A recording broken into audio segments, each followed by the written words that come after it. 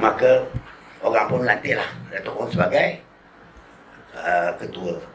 Baik, saya nak cerita sikit tahun 46. UMNO ditubuhkan di Kelab Sultan Sulaiman, bukan di Johor. Dirasmikan di Johor. Jangan salah faham. Ditubuhkan di Kelab Sultan Sulaiman, Kuala Lumpur. Kemudian dirasmikan Istana Besar Johor. Nak bagi tahu orang Johor sini, jangan megah sangat. UMNO tak ditubuhkan di Johor, ditubuhkan di Kelab Sultan Sulaiman. Kuala Lumpur, kamu baru. Dirasmikan Istana Besar Johor Bahru. Pada waktu itu, UMNO ni keanggotaannya tak ada seorang-seorang tau.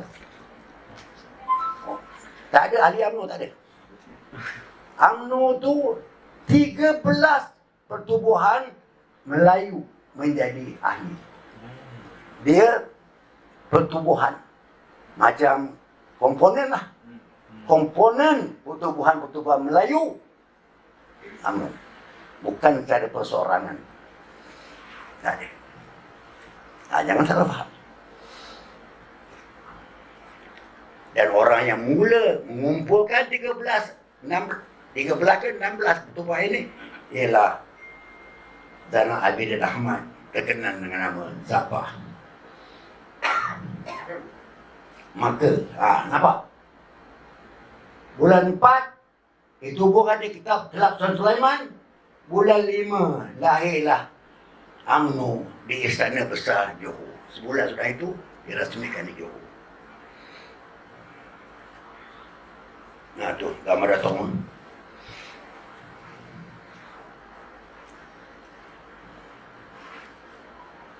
Okey. Saya nak berhenti kejap situ. Bila dah tubuh UMNO ni kepala dah mula pening. Bila UMNO ditubuhkan, dia pun pekiklah puluh kilik. Hidup Melayu, hidup Melayu, hidup Melayu, hidup Melayu. Hidup Melayu aja. Hidup Melayu. Kena merdeka. PKMM. Merdeka. Merdeka. Merdeka. Tak ada nampak UMNO ni Kena merdeka. nak merdeka. Tak ada. Sebab pemimpin dia tu adalah kesayangan Inggeris. Nak bagi tahu, ini sejarah.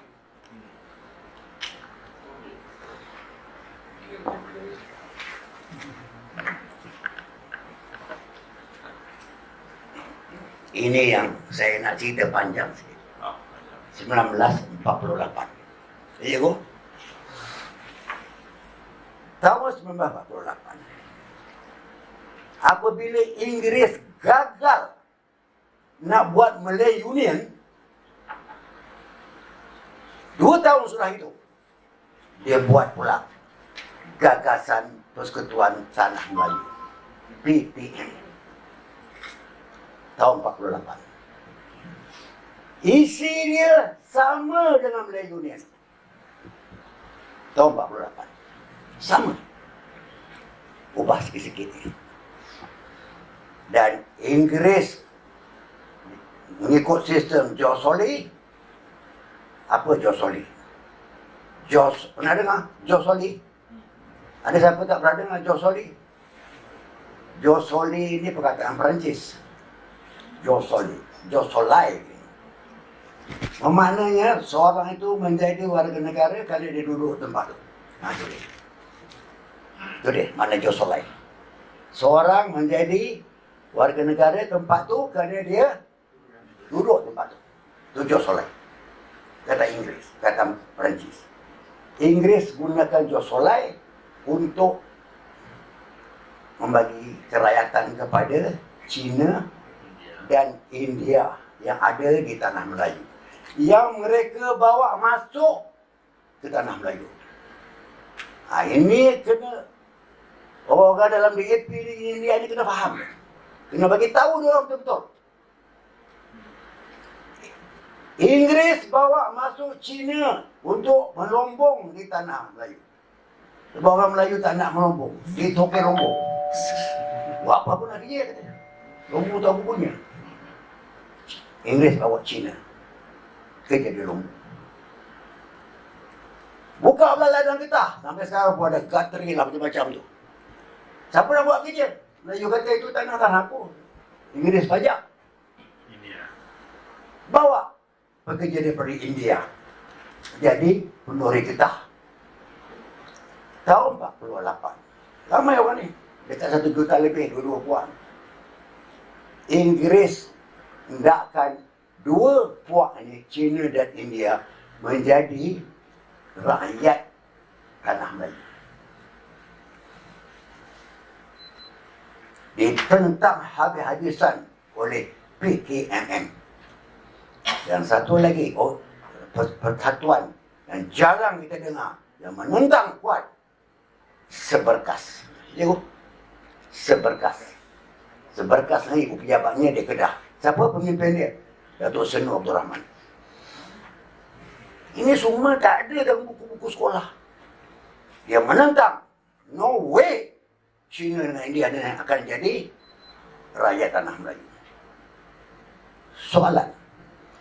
Sebelum tahun 48, tidak ada yang apa dikatakan rakyat, kerakyatan tak ada. Jangan salah faham. Sebelum tahun 48, di Malaysia, di Malaya ni, tak ada kerakyatan Malaya, tak ada. Tak ada. No such thing as Malaya citizenship, tak ada. Yang ada, rakyat sultan. Faham tak? Orang Johor, rakyat Sultan Johor. Orang Pahang, rakyat Sultan Pahang. Orang Kedah, itu ada. Jadi tak setia kepada raja. Malaysia tak ada raja. Jadi tahun 48 nak diadakan kerakyatan Melaya. Dan Cina dan Hindu ni nak dijadikan rakyat. Apa sebab? Ini soalan yang tak pernah orang tanya. Apa sebab Inggeris berkeras nak jadikan India yang mereka bawa dari India Selatan ini dan China ini jadi rakyat Malaysia? Apa sebab? Sebab kalau dia tidak jadi rakyat di tanah Melayu, dia akan jadi rakyat British. Tahu? Itu yang berlaku di Uganda dan Fiji. Ingat, pemberontakan Jeneral Rabuka, Colonel Rabuka di Fiji. Edith Amin di Uganda. Semua orang Hindu-Hindu situ rakyat British. Termasuk di Fiji. Jadi dia jadikan rakyat Melayu. Ditentang oleh PKM. Ramai orang menentang. Tapi berita ini cerdik. Bila ditubuhkan gagasan PTN Kesultanan Melayu ni, dia adakan Executive Council. Executive Council mentadbir Malaysia ni. Di bawah suatu Urusan British. Maka salah seorang daripada eksekutif yang dipilih itu ialah Datuk Mon Jaafar. Datuk Mon pun bila jadi eksekutif council tu, dia round satu tanah Melayu, semua kena sokong gagasan persekutuan tanah Melayu. Kalau tidak, saya akan keluar daripada UMNO. Tu. Orang sayang Datuk Mon. Terimalah. Tetapi penerimaan India dengan China menjadi warga negara itu syaratnya cukup ketat. Ketat syaratnya. Dan Datuk Mon, Executive Councilnya berjanji syarat itu akan dikuatkuasakan, akan dipertahankan supaya tidak senang bangsa asing menjadi warga Malaysia. Jadi, mengikut cerita Yusuf Iskandar dan Khalil Yusuf cakap dalam buku tu, buat pertama kalinya, tulis tu, buat pertama kalinya dalam sejarah orang Melayu, kerakyatan orang Melayu dikongsikan dengan bangsa asing. Tahun 48. Sudah tahun 48, tolonglah jangan cerita lagi soal tentang kerakyatan. Tak usah cerita lagi dah. Dah hangus dah. Ketuanan Melayu pun dah tak ada dah. Tahun 48, Cikgu Sahak pun cakap selalu, adalah tahun malapetaka bagi orang Melayu. Gagasan Persekutuan Tanah Melayu. Menentanglah. PKM menentang, semua ramai menentang. Ada apa pun menentang. Sehingga komunis pun menentang. Maka darurat bermula tahun 48. Ramai orang Melayu PKM yang kena tangkap. Ada satu benda yang penting tahun 48 tu, iaitu tertubuhnya Parti Hizbul Muslimin di Mahad Al-Ahya Al-Sharif Gunung Semanggul. Itu dia. Oleh Ustaz Abu Bakar Bakir. Dia nak merdeka. Dia tengok UMNO tak nak merdeka, dia pun nak merdeka. Apa Tengku kata? Tengku Rahman, awas bahaya dari gunung. Nak merdeka, dia kata bahaya dari gunung. Ini otak orang macam nak UMNO. Dia kira hidup Melayu je. Tahun 48, Cimping pun mengamuk. PKM diketuai oleh Cimping masuk hutan menentang British. Tentang British.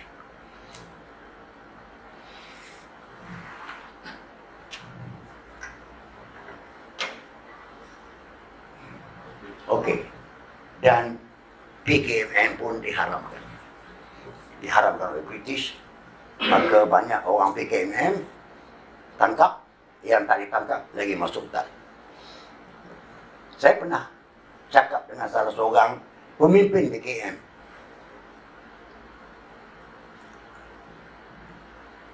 Betul ke orang PKM ni komunis? Masuk hutan kan? Dia cakap dengan saya, kami lari masuk hutan, British kejar. Takkanlah masuk hutan tu nak berkawan dengan berut, dengan gajah katanya. Yang ada dalam tu komunis Cina. Jadi kalau join lah dia orang katanya. Kami tetap Islam. Syah Barum? Mana Syah Barum? Betul? Masuklah. Abangnya main Islam tu. Masuk hutan.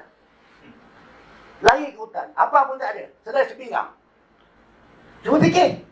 Yang ada komunis saja. Orang Cimping. Mari kita bagi makan. Itu je. Bukan komunis pun. Tak percaya, bacalah memori Syamsiah Fakih yang ada di Universiti Melayu pun tulis. Jangan senang-senang nak kata orang komunis. Itu dia. Bukan komunis. Ada Melayu komunis, ada. Tapi tak semua yang komunis. Baiklah. Maka darurat pun isytiharkan. Maka PKMM, gagasan Tanah Melayu pun diteruskan. Dan syarat gagasan ini ditubuhkan sampai hari ini sudah tidak mengikut syarat yang sepatutnya. Ketat, tak ada. Longgar. Makin lama makin longgar, makin lama makin longgar, makin lama. Saya nak sampai tahun 48 ini. Atas itu tak mau cakap lagi. Baik. Ada dua perkara sebelum saya akhiri, saya ada dua perkara saya nak sebut. Buku ni. MIC itu siapa? MIC apa? Sorry. Indian Congress. India. Nah, ini untuk kita berfikir. Buku ni ada tulis. Secara ringkas, kalau saya baca itu panjang lah. Orang India ni cukup hebat. Dia pandai berpersatuan. Tahun 1930 ada hadir persatuan India tu. Dia hadir persatuan India. Tahun 1930. Tapi dia bukan apa. Untuk jaga kebajikan orang India je lah. Itu aja. MIC ditubuhkan Malayan Indian Congress. Bukan Malaysian, Malayan. Malayan Indian Congress ditubuhkan untuk menyokong kemerdekaan Mahatma Gandhi di India. Tak ada kena mengena dengan tanah Melayu. Nak cakapkan tegak. Sehingga kan bila Tengku pergi ke London, nak merdeka. Mula-mula dia pergi, Inggeris kata no way, balik. Orang Melayu tak boleh merdeka katanya. Kau nak merdeka? Bawa 3 kaum ke sini jumpa aku, bawa aku pergi merdeka. Semua ada dalam buku sejarah. Maka Tengku pun balik, tubuhkan perikatan kapal layar. Pakai MCA. MIC tak mau. Dia kata kami tak ada kena mengena dengan tanah Melayu. Kami India punya. Tu dia. Tengku ni pun pujuk tu sambatan. Akhirnya menyertai jugalah rombongan ke London. Itu MIC. Yang sekarang kita jadikan menteri itu, menteri ini, begini. Siapa MC?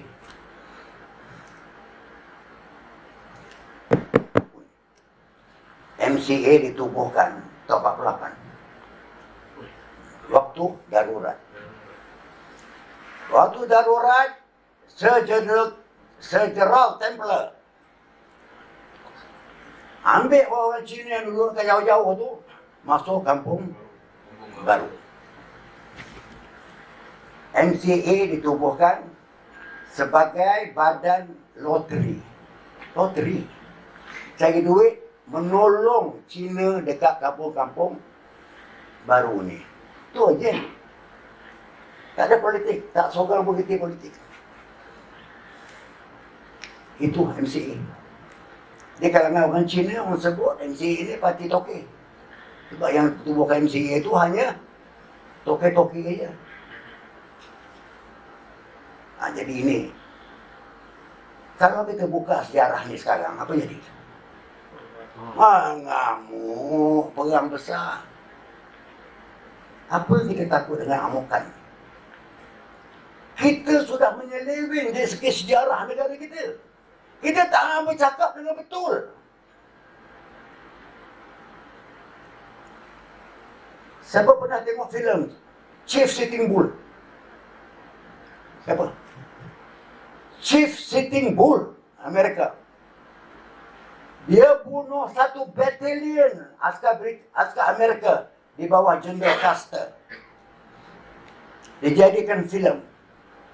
Apa sebab? Sejarah.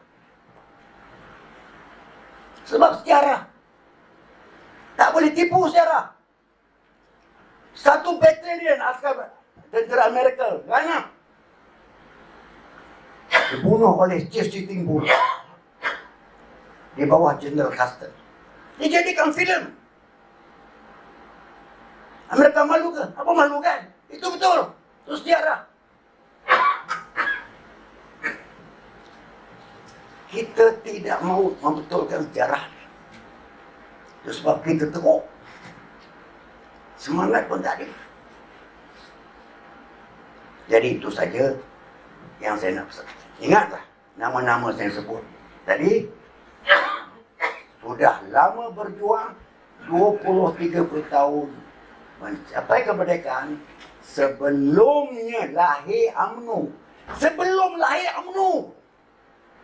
Kenapa sekarang ni, hari ni 25 hari bulan, lagi 5 hari nak merdeka, tak pernah orang sebut nama-nama tu dekat radio, TV dan sebagainya. Tak pernah orang sebut nama Burhanuddin Ahli, Ibrahim Yaakob, Ahmad Bustamam, Pak Saku, Onan Haji Sirat, Yusuf Ishak. Ini pejuang-pejuang. Apakah Tuan Abdul Rahman bukan pejuang? Dia mendapatkan, ingat tu kataan saya, dia mendapatkan kemerdekaan. Dia tak berjuang untuk merdeka. Cuba buka sejarah Tuan Abdul Rahman. Tahun 30-an orang berjuang nak merdeka. Melayu, dengan Melayu Union dan sebagainya. Tuan Rahman kat mana? Tuan Rahman dekat mana waktu itu? Kat mana dia? Cakap, siapa mana jawab? Dia dekat London. Mana dia berjuang? Ni. Jadi, mintalah tolong bagi tahu anak-anak, anak cucu kita, siapa yang sebenarnya memperjuangkan mereka. Selagi kita tak balik kepada asal pejuang-pejuang ini, maka semangat nasionalisme kita pudar. Saya nak buka satu cerita sikit tentang sejak orang nak putarkan sejarah.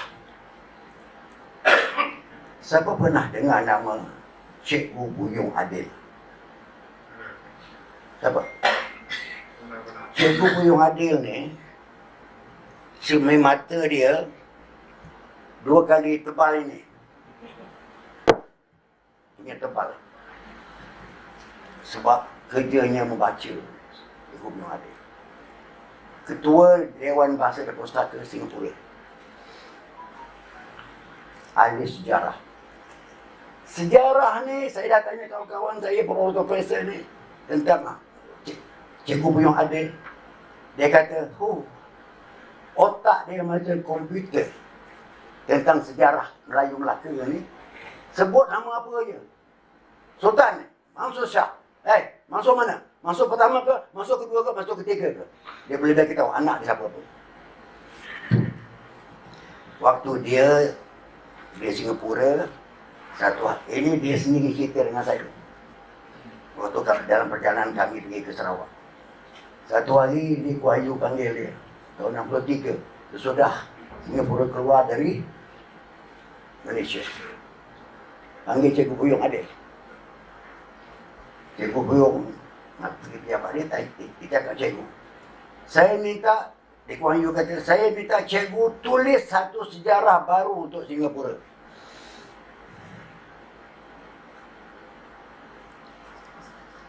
Cikgu Buyung Adil kata, nak mula tahun bila tuan? Mula tahun 1963.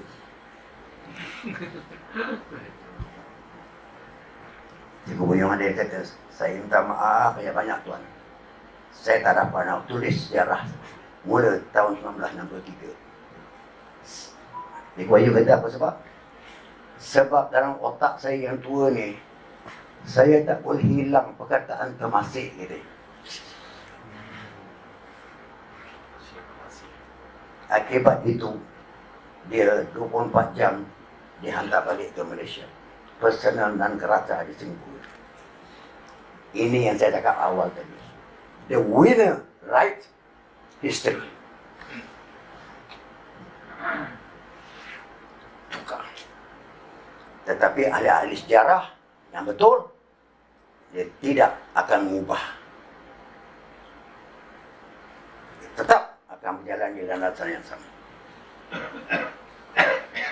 Tak tahu bilakah masa, saatnya, ketikanya kita orang Melayu ni boleh balik-balik membaca buku-buku yang sejarahnya adalah sejarah yang betul, tulen, supaya anak cucu kita tahu siapa yang berjuang mereka dan sebagainya. Wallahu a'lam. Sekian. Kalau ada satu kelemahan, kekurangan dalam penyampaian saya minta maaf. Mungkin ada di antara tuan-tuan dan puan sini yang lebih bijak, pandai daripada saya sejarah ini. Segala kekurangan itu adalah kelemahan diri saya. Dan saya sedia untuk setakat yang saya boleh menjawab apa persoalan. Wa taufiq wal hidayah. Assalamualaikum warahmatullahi wabarakatuh. Waalaikumsalam warahmatullahi wabarakatuh. Terima kasih kepada Cikgu Azhar bin Husin atas kebenaran kemerdekaan negara kisah sebenar.